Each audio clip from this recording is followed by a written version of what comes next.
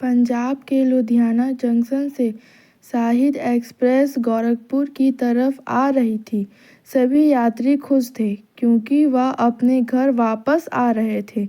उन सभी यात्रियों में से एक लड़का मनोज भी था, जो कि शहर से काम करके अपने बहन की शादी में अपना घर जा रहा था। मनोज बहुत खुश था क्योंकि उसके कंपार्टमेंट में एक बहुत ही खूबसूरत लड़की बैठी हुई थी। सभी की निगाहें उसी की तरफ थी। मनोज भी उस लड़की को देख रहा था। उस लड़की का नाम रागिनी था। रागिनी अपने माता-पिता और 2 छोटे भाइयों के साथ सीट पर बैठी हुई थी। रागिनी भी मनोज को देख रही थी। रागिनी भी मनोज को लाइक करने लगी। रागिनी मनोज को कहती है कि तुम्हारा सीट कौन सी है? मनोज बोला, मेरी यही लोअर वाली सीट है। रागिनी बोली, मेरे पापा का ऊपर वाला सीट है। मेरे पापा नहीं जा सकते। अगर आप सीट बदल लेंगे तो आपकी मेहरबानी होगी। मेरे मम्मी पापा और दोनों भाई नीचे सो जाएंगे। आप ऊपर सो जाना, मैं भी ऊपर सो जाऊंगी। मनोज मान जाता है। रागिनी मनोज को धन्यवाद बोलती है और दोनों के बीच पहली नज़र का प्यार हो जाता है। रेल चल रही थी। मनोज रागिनी को देख रहा था। रागिनी भी मनोज को देख रही थी।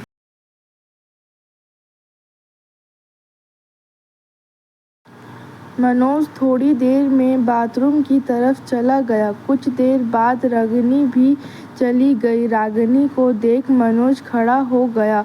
रागिनी मनोज को बोली, तुम मेरे को ही देखे जा रहे हो? मम्मी पापा को शक हो जाएगा। ऐसा करो, मेरा मोबाइल नंबर ले लो। रागिनी अपना नंबर दे देती है। दोनों अपने सीट पर आकर बैठ जाते हैं। रागिनी के पापा को शक होने लगा था। रागिनी के पापा मनोज को पूछते हैं कि बेटा तुम कहाँ तक जाओगे? मनोज बोलता है, मैं गोरखपुर तक जाऊंगा। रागिनी के पापा चाह रहे थे मनोज जल्दी ट्रेन से उतर जाए। रागिनी के पापा बोलते हैं, क्या काम करते हो मनोज? बोलता है, मैं इलेक्ट्रीशियन हूँ। देखते देखते रात के 9 बज जाते हैं। सब खाना खाकर सो रहे थे। सब अपनी अपनी सीट पर सो जाते हैं।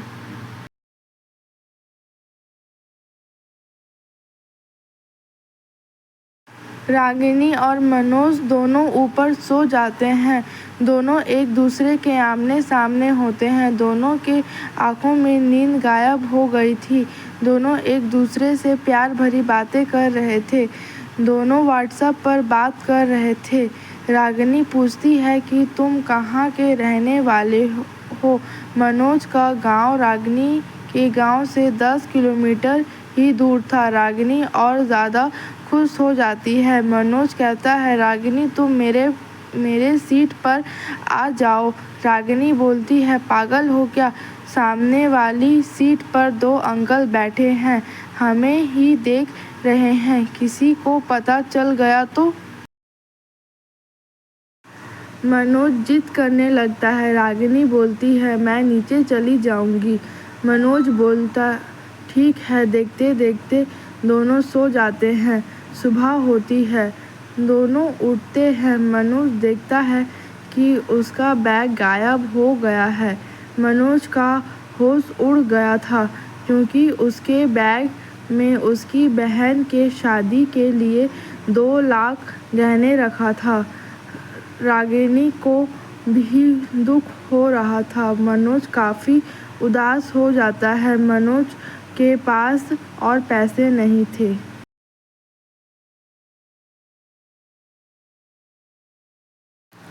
रागिनी अपनी मम्मी को कहती है कि माँ, उसकी बहन की शादी है, आप पापा से बात करो ना, मनोज को पैसा दे दे, हमारे गांव में के पास कहीं तो है। फिर रागिनी के पापा मनोज के बारे में सामने वाले दोनों अंकल से पूछते हैं। क्या सच में उसका बैग चोरी हुआ है? सामने वाले अंकल भी बोलते हैं, सच में हुआ है। रागिनी के पापा मनोज से कुछ बात करते हैं। रागिनी के पापा बोलते हैं, बेटा तुम कितना कमा लेते हो? मनोज बोलता है, कम से कम 40-45 हज़ार तो मैं कमा ही लेता हूँ। रागिनी के पापा मान जाते हैं और 2 लाख मनोज के अकाउंट में भेज देते हैं।